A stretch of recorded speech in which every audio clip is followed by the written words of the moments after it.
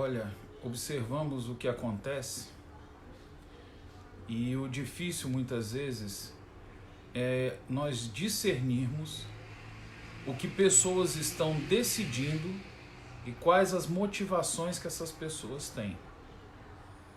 E nessa novela do Mandetta no Ministério da Saúde,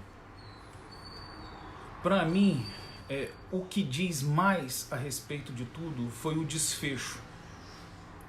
Porque depois do dia de ontem, que foi o dia da troca de ministro, no final, depois de ter acontecido tudo, a entrevista do Bolsonaro para um canal de TV, e aí então, quando ele nessa entrevista, ele manda um recado para o Rodrigo Maia. E aí para dizer o seguinte, com a própria gravidade da existência de uma epidemia, de uma pandemia, e é isso que atemoriza as pessoas e ocupa o pensamento geral das pessoas, porque decisões são tomadas em cima disso ter acontecido, e as pessoas se sentem afligidas e com a vida perturbada por causa da mudança da rotina. Agora, no caso de políticos e de governo, e muito especialmente da pessoa do Bolsonaro, o que o Bolsonaro tem na cabeça dele é o que, quando ele tomou essa presidência, que ele assumiu essa presidência para a qual ele foi eleito, é que ele apostou todas as fichas na economia. E ele, para fazer isso, ele inclusive deixou de lado um anseio, uma motivação muito grande que o eleitor do Bolsonaro tinha quando votou nele. E essa motivação tinha a ver com o saneamento da corrupção. O entendimento do Bolsonaro estava tão certo e sentido dessa motivação do povo brasileiro que votou nele, que ele nos surpreendeu. Eu posso dizer por mim, ele me surpreendeu quando em janeiro ele chamou o Moro. Porque na campanha, apesar do antipetismo, apesar de muito que se falava contra a corrupção, mas não havia qualquer sinal de que o ministro Sérgio Moro pudesse vir a ser o ministro da Justiça. E ele nos surpreendeu quando ele trouxe o Sérgio Moro. Para chegar no Mandetta, eu vou fazer esse contexto geral, por quê? Porque o desfecho ontem, ele falar numa entrevista para um canal de TV, o recado que ele deu para o Rodrigo Maia é por causa do seguinte: na cabeça dos políticos não está a questão da pandemia, da epidemia. Eles não estão com a cabeça nisso. A maior prova de que o senhor Bolsonaro não está com a cabeça nisso é que quando a crise ela se agravou e ela tomou expressão no Brasil, né, a disseminação do vírus tomou uma expressão maior no Brasil, aí quando ele se manifestou nas primeiras vezes, ele deu aquelas palavras chamando de gripezinha, aquele tipo de coisa que ele fez a asneira de dizer. Né? Por quê?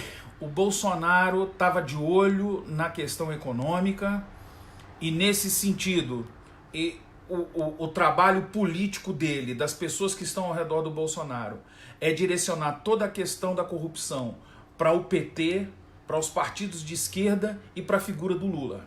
E encerrar o assunto de corrupção e em fazer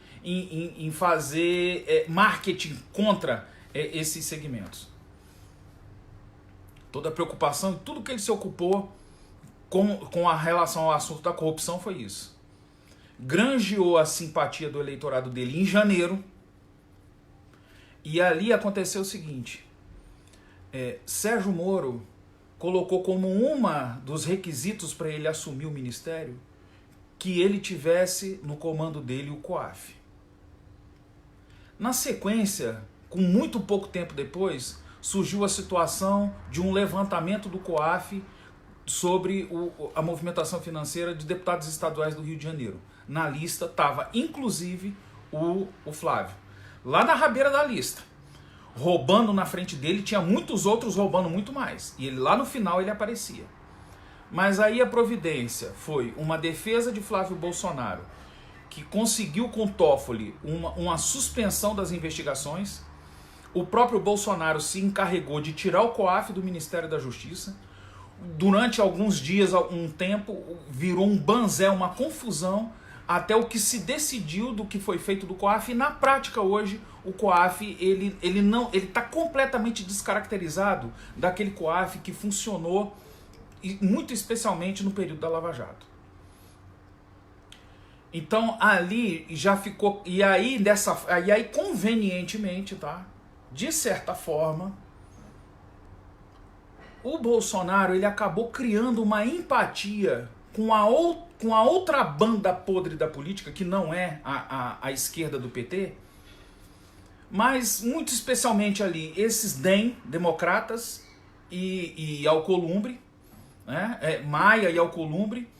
E uma coisa interessante, que esse ministério técnico do Bolsonaro, do governo atual, muito louvado, principalmente pelos eleitores do Bolsonaro, muito louvado por mim. Eu mesmo que votei no Bolsonaro, achei espetacular ele ter tido essa atitude e ele manter firme essa escolha de ministério que ele fez. Agora tem um detalhe interessante realmente nessa história.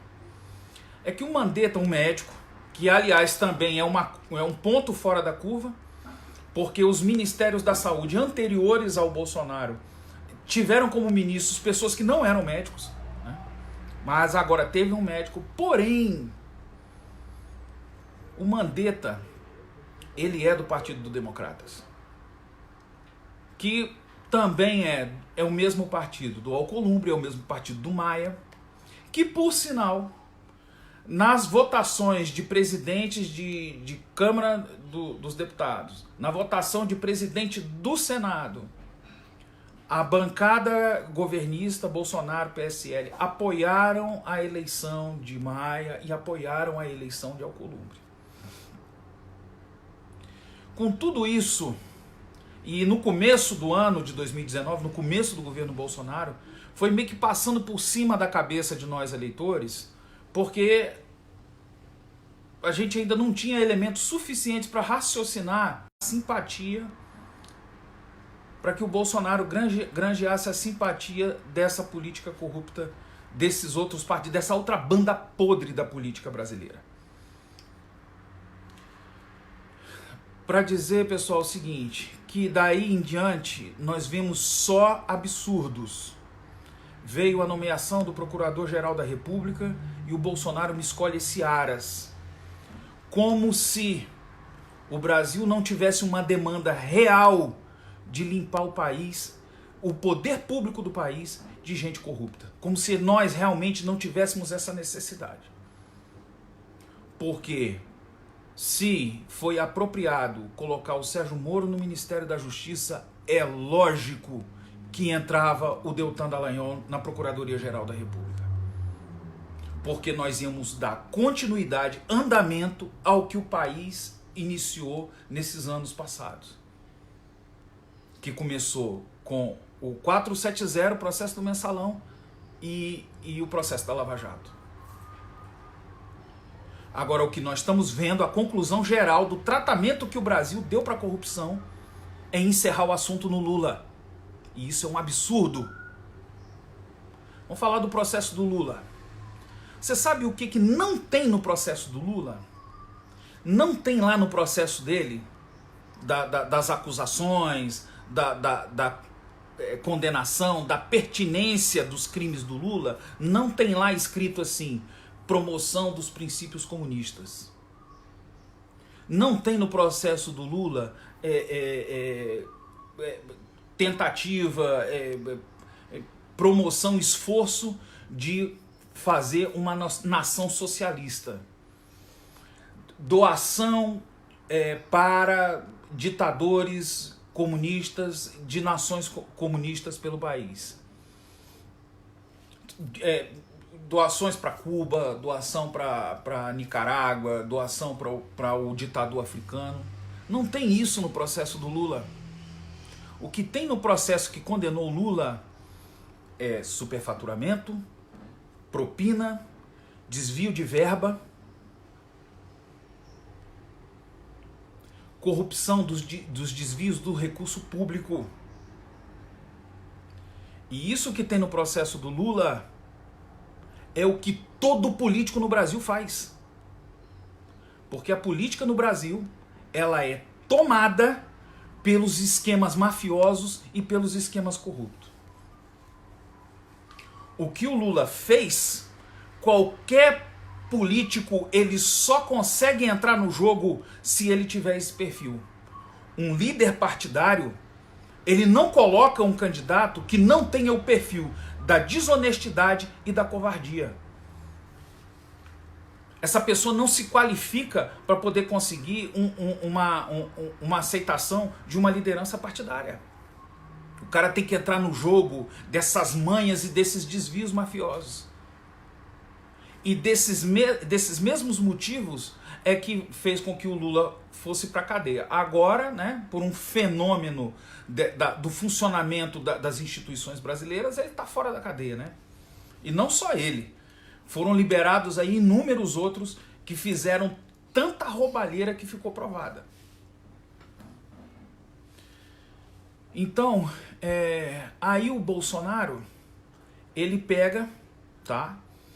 Ele desmantela o COAF, começa a fazer nomeações dessa natureza, nomeou para a liderança do governo federal, dentro da Câmara dos Deputados e dentro do Senado, ele nomeou 2 do PMDB. Gente ligada ao Renan Calheiros. Essa semana agora, dessa demissão do Mandetta que foi ontem, nessa mesma semana foi cassada a deputada federal do Mato Grosso, que é uma juíza, Selma, porque foi tratado como uma irregularidade ela ter encomendado uma pesquisa política. Bom, se era irregularidade, ela realmente não devia fazer. Agora, essa senadora, ela foi cassada essa semana. Ela foi colocada para fora do Senado. Um Senado, pessoal, que tem o Renan Calheiros.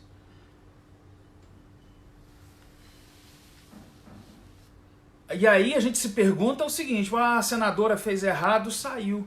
E o resto dos ratos? Com esse tipo de acontecimento, a gente começa a ver qual é a natureza das coisas que estão caminhando no Brasil.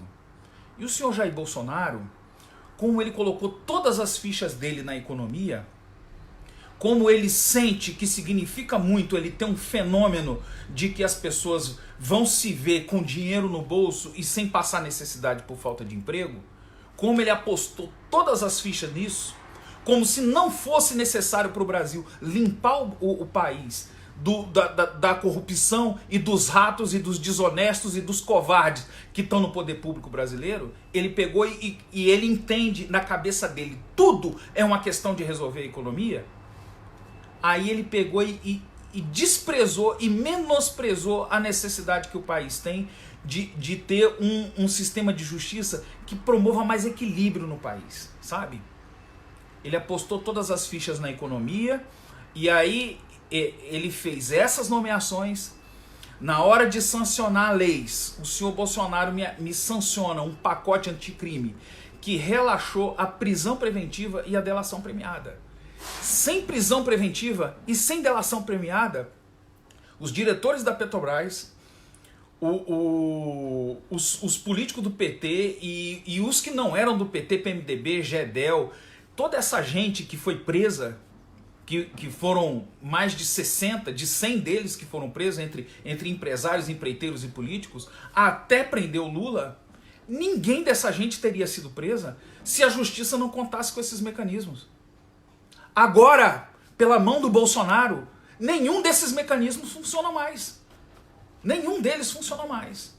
Isso quer dizer que uma lista de Odebrecht com Botafogo, sabe, com Coxa, com Amante, com uma lista da Odebrecht de mais de 100, nenhuma dessa gente mais vai pagar pelo que eles roubaram.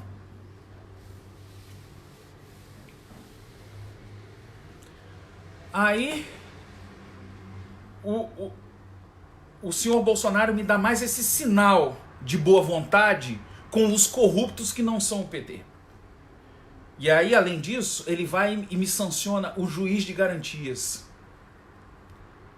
Num país precário como o Brasil, porque na hora que aparece um vírus desse, aí você vê a precariedade da estrutura do sistema de saúde. Que atabalhoadamente tem uma necessidade imensa de que funcione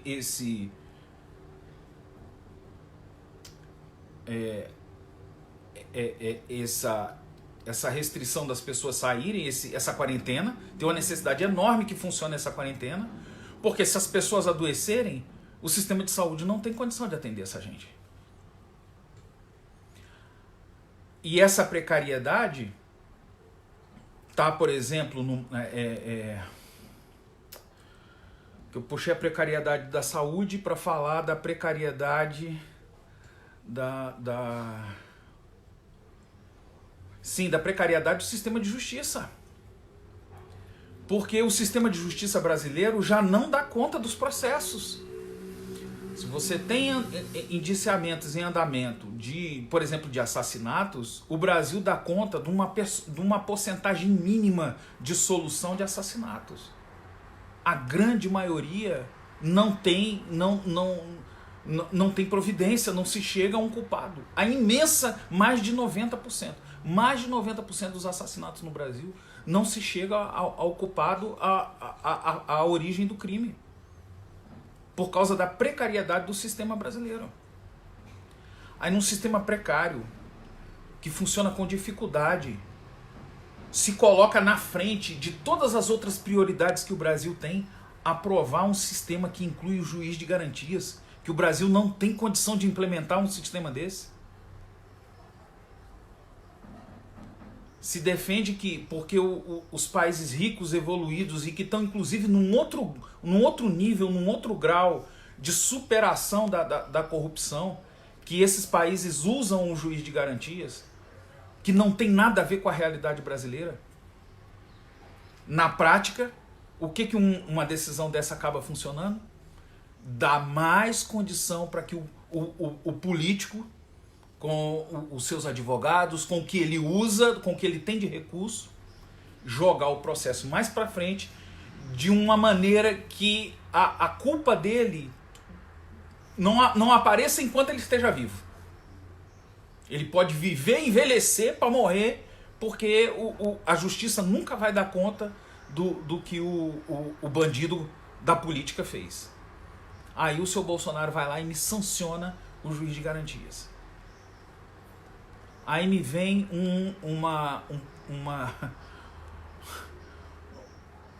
aprovado do Congresso o fundo eleitoral, que criou muito especialmente, tá certo? Nesse país que nós temos exclusividades deslumbrantes. Brasil, país do futebol. Brasil, país do carnaval. Exclusividades deslumbrantes desse Brasil. Mas nós somos capazes de criar mais. Aí o Brasil me cria o fundo eleitoral com dinheiro público. Exclusividade brasileira. No resto do mundo ninguém faz isso. Só o Brasil faz. Assim como foro privilegiado para políticos e autoridades. Isso é raríssimo no resto do mundo. É difícil você encontrar um país no mundo que dá foro privilegiado, que trata o político com cargo como sendo uma existência diferenciada do resto dos cidadãos, das outras pessoas. Eles são uma outra natureza de pessoas. Eles não são pessoas comuns, carne e osso como eu, não. Eles têm foro privilegiado. São uma outra natureza, um outro nível. Exclusividade brasileira. Você não encontra no resto do mundo. É muito raro, é muito difícil. Só em países mínimos de situação social e de governo excêntricas é que você encontra um foro privilegiado. Aí o Bolsonaro, eleito pelo povo brasileiro, eleito por um anseio de arrumação, de, sabe, da gente buscar uma decência para o perfil da nação brasileira, Bolsonaro vai e me sanciona o fundo eleitoral. Agora, o que é 2 bilhões de fundo eleitoral e o que é 1 bilhão de fundo partidário, faz 3 bilhões, na mão de político? Desses que estão aí, desses que sempre estiveram aí. Isso é compra de voto. Isso é manipulação de eleição. Isso é reeleição. O que é reeleição? Reeleição significa que vão continuar os mesmos.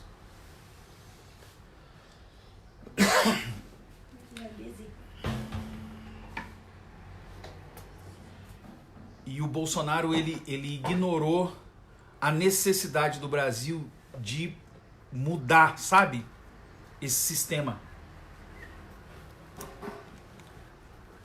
Como se eu trocasse o aparelho da Samsung pelo o aparelho da Apple e eu quisesse continuar com o sistema da Android.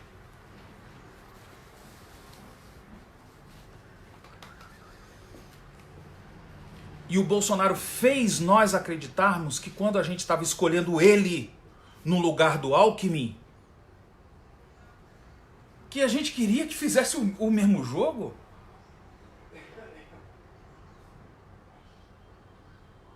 Ou na cabeça dele um governo, uma linha de governo meia bomba, em que ele não dá os ministérios, em que ele não dá as diretorias das estatais, mas que ele mantém essa raça nos cargos públicos, no poder público do país, que era isso que a gente esperava do governo dele.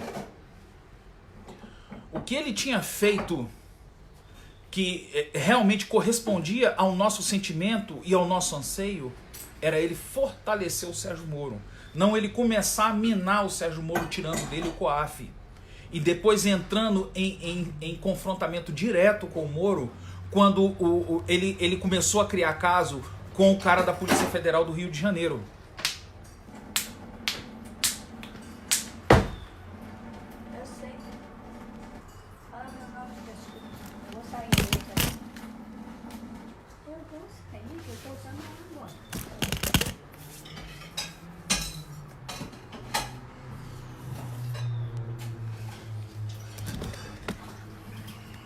E aí eu vou pra casa.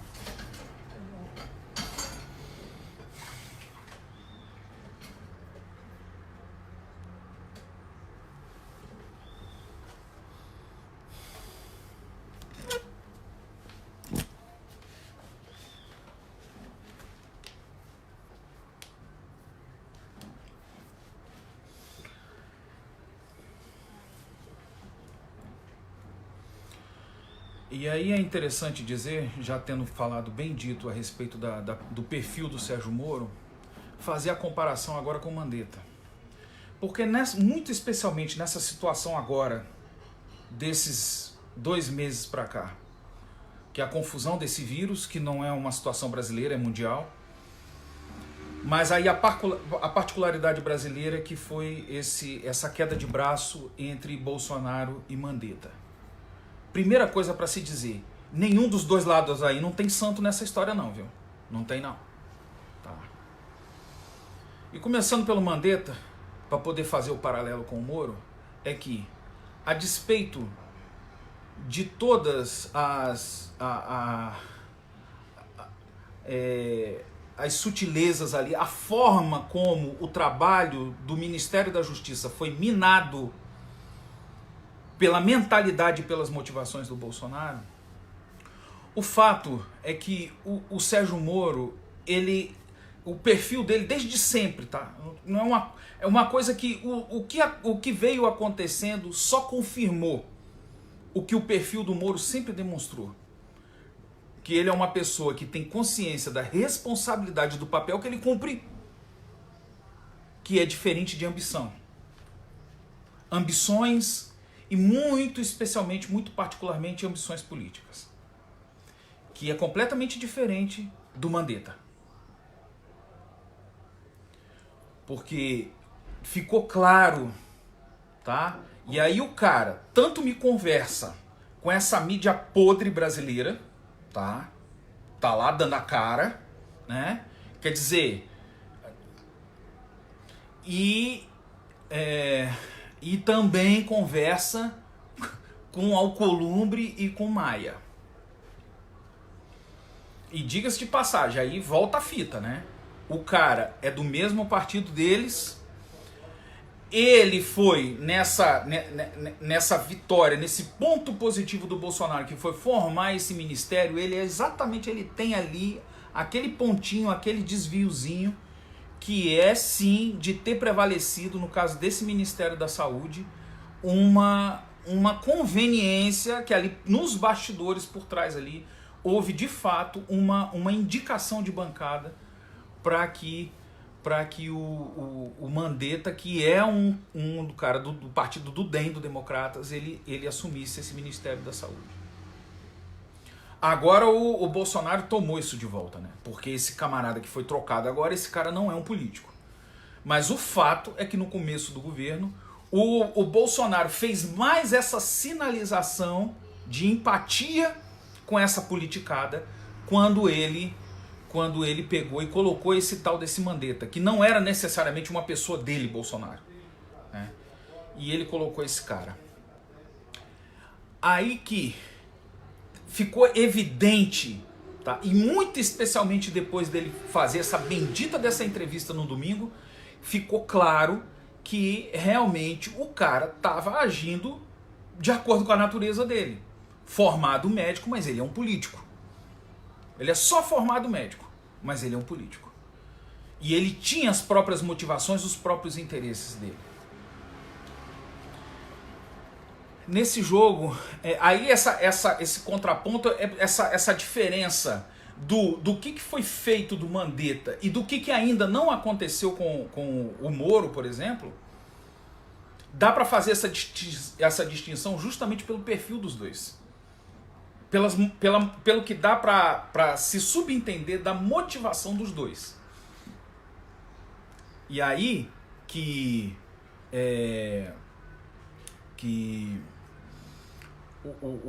para tirar o Moro, o Bolsonaro encontra essa barreira, porque o Moro não tem essa fraqueza dessa vaidade e dessa ambição política que, por exemplo, no Mandetta ficou evidente. Agora, é interessante lembrar que nesses dias agora, tá? Esses dias aí do calor desses acontecimentos, tem uma fala do senhor Bolsonaro lá num local bem aberto, né? Tipo um descampado lá onde ele estava, e estava cheio de gente. E aí ele deu a palavra que ele não falou de tirar uma estrela, uma pessoa que estava em evidência. Ele não falou. Ele falou: a hora dessas estrelas vão chegar. E aí é importante o brasileiro,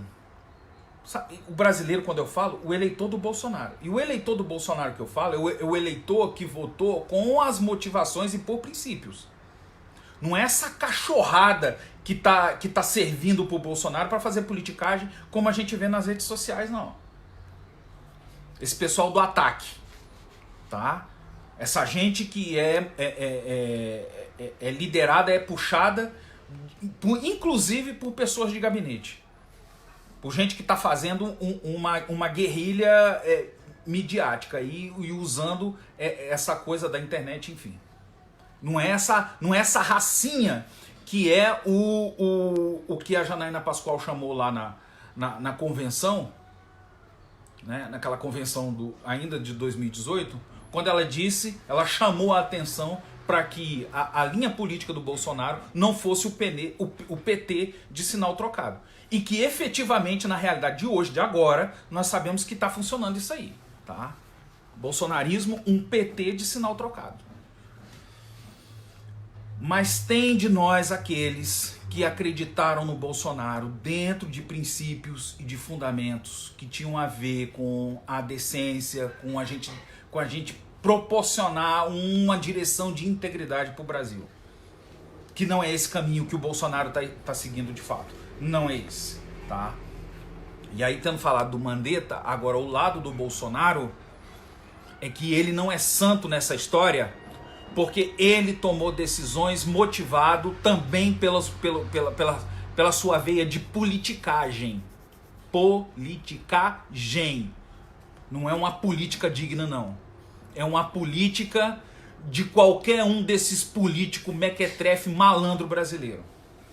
Para dizer isso, e como no começo desse vídeo aqui estava falando sobre o fato do Bolsonaro ter apostado todas as fichas dele na economia, e falando de novo nisso, dessa questão da economia, ora, o que o Bolsonaro está buscando é a mesma coisa que a uma certa altura do governo do Lula, o Lula conseguiu também. É o Bolsonaro entender que na cabeça dele, Bolsonaro, o nome forte de governo que ele está buscando é a mesma força de fachada de governo que o Lula, em certa altura, ele conseguiu. Lula tem mérito nisso? Ele ficou dando risada e, como todo malandro que uma coisa boa cai no colo dele, ele quer usar aquilo como um mérito dele próprio, sendo que ele não tem mérito nenhum, aquilo foi uma pura eventualidade. Por quê? Royalties de minério, barril de petróleo acima de $100, como só houve na época do Lula e nunca mais houve, e o valor que estavam os royalties do minério no mundo, essas coisas fizeram circular um volume de dinheiro e de capital no mundo inteiro, não só no Brasil, no mundo inteiro, naqueles anos ali entre 2004, 2005 até 2007. Que produziu aquela sensação nas pessoas de que havia muito dinheiro. Agora, quando uma oportunidade dessa acontece, se você tem um governante prudente e que tem alguma inteligência, ele vê aquele volume grande de recurso e ele aplica o recurso. Não, agora eu vou cuidar. Vou cuidar aqui da estrutura da saúde, da estrutura da educação, da infraestrutura das cidades, do saneamento básico. Mas o que o Lula escolheu? Ele escolheu uma farra entre cuidar do necessário e do essencial e fazer uma festa. Ele escolheu a festa. Na festa, fez liberação de crédito à torta e à direito, colocou as empresas e o comércio para fazer altos financiamentos. Aí o que ele produziu no sentimento do povão, do povo simples? A dona de casa emocionada com a geladeira nova, a geladeira de todo tamanho, televisão de todas as polegadas, o maloqueirinho andando de moto. E eu tô falando de coisas tudo parcela 20 vezes, 24 vezes, moto parcelada em 60 vezes, a patotinha, a turminha para todo lado andando de celular na mão, gente trocando carro. E ao mesmo tempo que as pessoas estavam vivendo esse delírio, essa sensação, elas estavam ao mesmo tempo se endividando. Sem uma estrutura de ensino consistente, sem uma estrutura de saúde com condições de atender a necessidade de tratamento de doença da vida das pessoas. Mas ele provocou esse sentimento geral nas pessoas de que estava tudo uma maravilha. Porque podia comprar carne para fazer churrasco no final de semana. Aí não importava que isso tudo era ali a espuma e não era tratando a base, realmente o necessário da vida das pessoas. Mas todo mundo estava se sentindo uma maravilha. Agora me vem o seu Bolsonaro, sabe? Que por trás, os bastidores de Lula e de tudo antes do Lula, vindo de Sarney até Lula, de que, sabe, a política tem essa manha de produzir esse sentimento nas pessoas pelas razões erradas, pelos efeitos, pelos resultados errados. enquanto mantém aquela estrutura de ladrões controlando o poder público, ladrões na Câmara dos Vereadores, ladrões nas prefeituras, ladrões nas câmaras de deputado, ladrões nos governos. E aí, ao mesmo tempo, eles colocam um mando de pilantras e de ladrões como cabos eleitorais para estar influenciando o povo na rua, na beira do meio-fio. Como se nós não tivéssemos a necessidade de tratar isso no país, de fazer esse saneamento no país. Vou usar aqui 2 exemplos bem simples. É como se eu pegasse por exemplo, uma estrutura de uma indústria de alimentos. E eu tô tendo problema com o que eu produzo, que aonde eu armazeno tá cheio de ratos. Tá infestado de ratos. E aí eu tenho problema por quê? Porque eu tenho uma perda do que eu produzo. Porque os ratos comem e adoecem e estragam parte do que eu produzo. Mas aí eu tivesse a ideia deslumbrante, tá bom? De ao invés de eu detetizar, ao invés de eu limpar os ratos, ao invés de eu retirar os ratos, eu tenho uma ideia do seguinte: eu produzo 100 e estou estragando 40 e estou tendo problema porque esses 40, a falta desses 40 que está se estragando, que está se perdendo, que os ratos estão comendo, está me causando problema.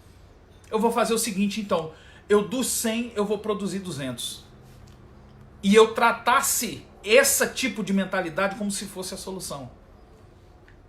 Ao invés de eu detetizar, sabe? De eu limpar o ambiente dos ratos. O Bolsonaro escolheu o caminho de tratar a economia como que não tem a necessidade de limpar o país da sujeira.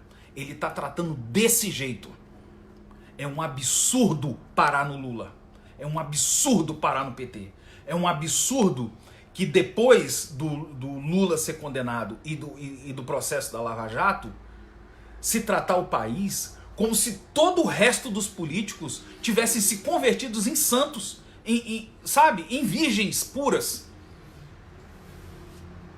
Como se essa gente que está fazendo governo, se fala nas cidades, são os mesmos de 30, 40, 50 anos atrás. Eles ficam se revezando. Se não são eles próprios, são as crias deles. Quando eu digo cria, não é só filho e parente. São aquelas pessoas que estão atreladas a eles e aprendem deles e são manipulados pelos velhos para fazerem as mesmas coisas. E o Bolsonaro, quando, sabe, faz uma nomeação do Moro, uma nomeação de Araque. Porque na prática, tá, Moro, ministro da Justiça, não funciona como Ministério da Justiça. Na prática funciona como Ministério da Polícia. Porque o que você vê o Moro falando, é meio que como ficou reservado para ele isso, ele só fala de criminalidade, de traficante e de problema de presídio. Enquanto que a maior bandidagem que o Brasil tem está no poder público, que são os políticos corruptos. São bandidos muito piores do que essa bandidagem de morro e bandidagem de asfalto. Agora, sinceramente, eu tenho clareza disso. Não é que o Moro não tenha disposição para tratar isso. Sabe? Quando o COAF foi lá nos deputados estaduais do Rio de Janeiro, quando a justiça deu conta do que estava fazendo senhor Aécio Neves, Michel Temer, Renan Calheiros, Rodrigo Maia, toda essa gente tem crime que tem provas e a justiça não anda. E a providência do senhor Bolsonaro, nesse 1 ano de governo, foi fazer nomeações e sancionar leis que vão no sentido contrário de tratar os corruptos no Brasil. Depois dele fazer tudo o que ele fez, dele sinalizar e colocar na mão dessa gente, dessa bandidagem, as salvaguardas, tá bom? E a simpatia que o Bolsonaro colocou com esses políticos, com essa bandidagem política, aí, poxa vida. Mas só que isso não é suficiente para eles. Eles não querem só não pagar pelo que eles roubaram. Eles não querem só isso. Eles não querem só se verem livres de prestar contas do que eles já roubaram. Eles querem só isso? Não, eles não querem só isso, não. Eles não aceitam só isso. Eles querem continuar roubando. Então, sabe, essa política de fazer um meio termo com os corruptos que o Bolsonaro escolheu fazer, sabe, o Rodrigo Maia não aceita. O Rodrigo Maia tá, o PMDB e o DEM e o PP e essa gente no Congresso, eles querem os ministérios, eles querem as diretorias das estatais. Se o Bolsonaro corta bilhões da Rede Globo porque a Rede Globo não vai ter mais propaganda federal, e porque o Bolsonaro meteu lá uma lei e que as empresas não estão mais obrigadas a publicar balanço na mídia impressa, a imprensa, ela não aceita isso. Ela não aceita que ela não meta a boca numa fatia do dinheiro dos impostos. Que na prática, esses grupos de interesse brasileiro, esse tipo de empresa, como a imprensa brasileira eles têm a mesma natureza dos políticos corruptos brasileiros. A mesma natureza eles têm. Eles funcionam fora da institucionalidade, eles funcionam como privado, mas a máfia é a mesma. É a mesma máfia. E aí, essa política meia bomba do senhor Bolsonaro, a Rede Globo, ela não aceita. Ela não aceita.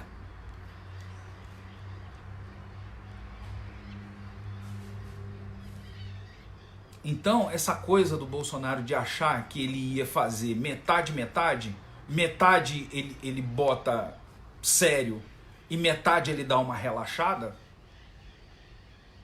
que foi uma coisa que ele escolheu, qual é o resultado que nós estamos vendo agora? Não funciona. Essa gente quer continuar roubando. Eles não aceitam só passar uma borracha daqui para trás. Eles não aceitam isso. Agora, quem escolheu isso foi o senhor Bolsonaro. Eu que votei nele, eu não escolhi isso. O meu anseio teve uma perspectiva assim brilhante quando viu ele nomear o Moro em janeiro do ano passado. A minha expectativa com essa nomeação não tem nada a ver com isso, com o que ele veio fazendo e com o resultado que tem agora. Não tem nada a ver. Tem nada a ver com isso, não. Para mim, o que começou com o processo de mensalão, passou por Lava Jato, o natural era agora ter uma continuidade. Era o natural isso aí. Então, sabe, aí o Bolsonaro me quer com uma economia, a mesma coisa que o Lula conseguiu lá atrás no governo dele. Porque houve essa sensação. Eu que cometi os meus equívocos na política, porque eu em 98 eu tinha quantos anos? 22 anos. E como eu não tirei o meu título aos 16, eu escolhi tirar só quando eu completei os 18, em 98 eu votei a primeira vez. E adivinha? Fui enganado. Porque era uma eleição para governador e eu votei no estado do Rio, votei no Garotinho. Motivado que na época, eu evangélico, e vendo o cara lá com todo aquele discurso, com toda aquela expressão que ele fazia da fé e dos princípios e das virtudes, aquela coisa toda, eu peguei e votei no cara. Para no primeiro mandato descobrir que ele era um tremendo de um pilantra. Então eu tenho consciência que dentro da minha humanidade eu aprendo errando. Mas tem uma coisa que eu nunca tive a fraqueza. Eu tô falando de coisa que eu tenho amigos que já votaram no Lula, que já entraram em sintonia com o Lula, e quando foi agora, nessa eleição 2018, mudaram de ideia, de opinião e votaram no Bolsonaro. Eu tenho amigos assim. Mas no meu caso, eu nunca votei no Lula. Nunca fui alinhado, nunca me afinei ao discurso e aos argumentos e à linha do Lula. Jamais. Mas em algum momento lá, não sei exatamente se 2005, 2006, mas em algum momento, quando a mídia fazia uma divulgação, aprovação do governo Lula, 84%. Em algum momento ali, eu pensando, né, vendo aquela sensação que o Brasil tinha, de que as pessoas iam atrás de emprego, conseguiam trabalho, e as pessoas tinham dinheiro, aí eu assim, não, sabe que eu cheguei, com uma ou outra pessoa, eu cheguei a dizer, não, realmente, ao que parece, a gente está percebendo que esse Lula está conseguindo. Eu cheguei a pensar isso, um pensamento isolado, sem nunca ser alinhado à política dele. Mas o tempo todo com a cabeça sabendo que estava rolando um processo de mensalão, que já tinha toda uma coisa, que aliás foi um aprendizado. O que nós temos vivido nos últimos 10, 15 anos é um aprendizado do que é a política no Brasil e do que são os políticos. Quem são os políticos brasileiros? Então, aí, sabe, a verdade é o seguinte, é que, mas sem medo de errar, o Bolsonaro não é aquilo que eu pensava que ele seria como presidente. Ele não é. Tá? Com todas as coisas importantes, no fundo ele nos enganou. Tá? No fundo, ele deu a entender que ele era uma pessoa que ele não é. Tem muito no governo do Bolsonaro de covardia, da forma como ele lida com essas autoridades que estão aí. Tem muito de covardia nisso aí. E o final, o desfecho, ele deu bem a entender que a questão do Mandetta era uma questão ali, para ele, de vírus, coisa nenhuma. Tá? No fundo, o bem da verdade, apesar do discurso, o bem da verdade, ele não está tão preocupado em quantas vidas que morrem, não. Ele não está preocupado com isso, não. Ele está preocupado porque ele entrou nessa presidência e jogou todas as fichas na economia. É um jogo de fachada política. Tá? Vou repetir, a mesma fachada política que, a certa altura, o Lula conseguiu durante o governo dele. Daquela sensação de emprego, de dinheiro, de que as pessoas estão bem, de que as pessoas estão podendo comprar. Independente de outras coisas que são tratadas como se não fossem essenciais. E na verdade é. Se o Brasil não tirar bandido, pilantra, covarde do controle geral do poder público, porque não existe o ideal, né? A realidade da vida não existe o ideal. Mas o desafio brasileiro é virar isso aí. De que forma? De que eles não predominem. O problema do Brasil é que o Brasil sempre teve o predomínio de pilantras, covardes, ladrões no poder público. E nós não conseguimos virar isso. E aí o Bolsonaro vai e me escolhe o bendito do caminho desse jogo que ele está fazendo, de colocar todas as fichas na economia, de ter minado, de ter, sabe, desgastado o perfil do Ministério da Justiça e da necessidade que o Brasil tinha de trabalhar a questão da justiça. Tá? Sabe, eu não gosto de rap, tem alguns estilos desses mais populares que não são o estilo com que eu cresci acostumado, né? O meu estilo de música é outra, mas eu não sou afeito, o meu costume, o meu gosto musical não é afeito a rap, não é afeito a funk, não é afeito a música sertaneja. Mas eu tava vendo lá o rap do Mano Brown e numa parte da letra que ele diz que pro pobre, a vida do pobre sem justiça é escravidão. E aí que, aliás, eu acho até muito salutar lembrar aqui do Mano Brown, porque na última semana do segundo turno de 2018, ele subiu no palanque do PT e falou umas verdades contra o próprio PT, né? Tá? Então, sabe, para nós, o cidadão, você promover essa fachada de questão de economia, de dinheiro, de condição financeira, e você não oferecer a justiça, no fundo, você não vai estar resolvendo o nosso problema de que nós sejamos pessoas independentes, tá?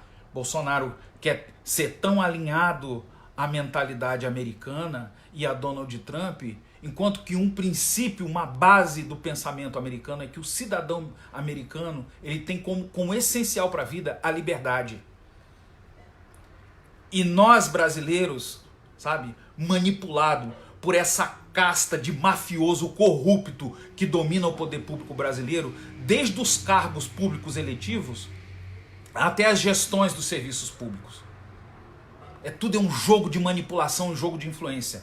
E as pessoas não têm liberdade em si mesmas. Elas se veem sempre sujeitas a ceder a essas pressões, a esse jogo de manipulação. Porque o trabalho do indivíduo brasileiro não vale o suficiente para ele se tornar uma pessoa independente. Fica sempre dependendo de favor, dependendo da boa vontade, de gente canalha e de gente mau caráter. Aí o seu Bolsonaro, ao invés de representar isso, lá na posição que o brasileiro colocou ele vai e me curte a onda de ser mais um políticozinho manipulador, inteligentinho desse tipo de político que a gente está cansado de ver no Brasil, que fica manipulando as situações. Assinar aqui juiz de garantias, nossa, tá vendo PMDB, tá vendo DEM, tá vendo Rodrigo Maia, olha que amorzinho, juiz de garantias, olha, vocês nunca vão ser condenados. Toma aqui um dinheirinho para você comprar voto na sua campanha, vou assinar aqui o fundo eleitoral, olha só que amorzinho. Aí o pessoal não aceita.